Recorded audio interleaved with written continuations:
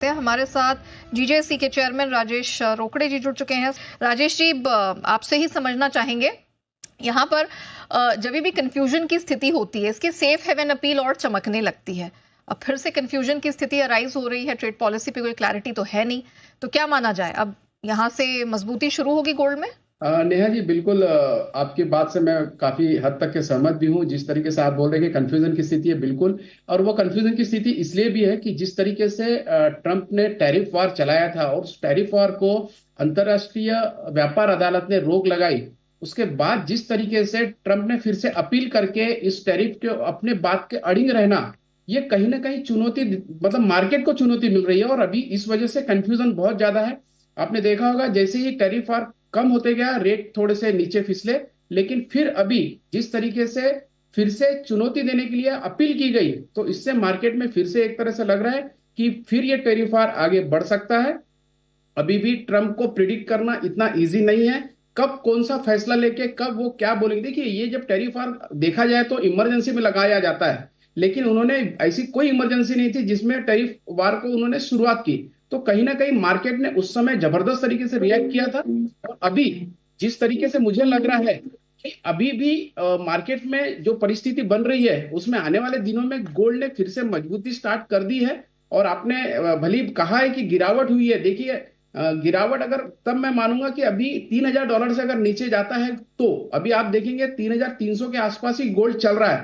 तो ये दिखा रहा है कि गोल्ड में अभी भी अच्छी खासी मजबूती है। और शायद जो एक रिकॉर्ड बना था $3500, $3490, $3500, उसको फिर से एक बार तोड़ने की शायद $200-250 बचा है। तो शायद फिर से एक नया रिकॉर्ड अगर गोल्ड बना लेता है, तो फिर वो तेजी के चाल चलने लग जाएगा। इनफैक्ट सिल्वर पर भी राजेश जी से एक व्यू लेते हैं। राजेश जी, आपका क्या सेंस बन रहा है सर, गोल्ड और सिल्वर, इसमें क्या सिल्वर में आउट परफॉर्मेंस की संभावना जल्दी और बेहतर दिख रही है?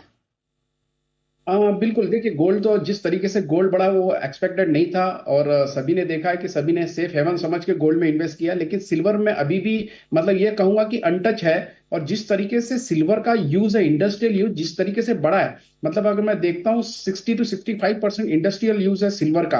आप देखेंगे सोलर पैनल हो या ईवी व्हीकल हो या और भी मोबाइल हो या हर इलेक्ट्रॉनिक चीजों में करीब करीब सिल्वर इज मतलब बहुत ही इसेंशियल जरूरत बन गई है हमारे आने वाले भविष्य के लिए। इस वजह से सिल्वर में बहुत ज्यादा अभी भी मैं फ्यूचर ब्राइट समझता हूं। और जिस तरीके से ट्रम्प कभी भी कुछ भी बोल देते हैं, इस वजह से पूरे सभी वर्ल्ड में सभी देशों को बहुत जबरदस्त तरीके से नुकसान होता है। तो उस समय में केवल और केवल गोल्ड और सिल्वर, ये दो ऐसी कमोडिटी बच जाती है जहां की बहुत ज्यादा अट्रैक्शन बढ़ता है। मुझे लगता है सिल्वर में 100% अपॉर्चुनिटी ज्यादा है।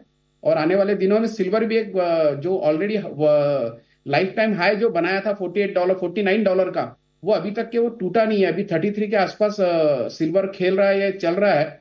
और जिस तरीके से अभी भी उनके सिल्वर के पास एक ह्यूज रैली का ऑप्शन है, 100% आने वाले दिनों में अगर सिल्वर 2 लाख भी हो जाती है तो कोई अचंबा नहीं रहेगा, मुझे ऐसा लगता है। क्योंकि ये बहुत बड़ा मैं फिगर आपके सामने कह रहा हूं। और ये केवल मैं ही नहीं कह रहा हूं, आप अगर देखेंगे रॉबर्ट कियोसाकी जो ऑथर है यूएस के, उन्होंने भी यही बात कही है। गोल्डमैन सैक की रिपोर्ट में भी यही आ रहा है। हर जगह से सिल्वर और गोल्ड दोनों के लिए जबरदस्त तरीके से बुलिश आ रहा है। लेकिन सिल्वर में अभी भी जिस तरीके से मेरे साथी अभी कह रहे थे कि बस छूट गई है उनकी, जिनको इन्वेस्ट करना है, जिनको खरीदना है, तो अभी वो मौका सिल्वर में जरूर है, अभी मैं कह सकता हूँ। गोल्ड में बस छूट गई है तो सिल्वर अभी भी यहाँ पर बाकी है, क्योंकि स्ट्रेंथ यहाँ बनती दिख रही है।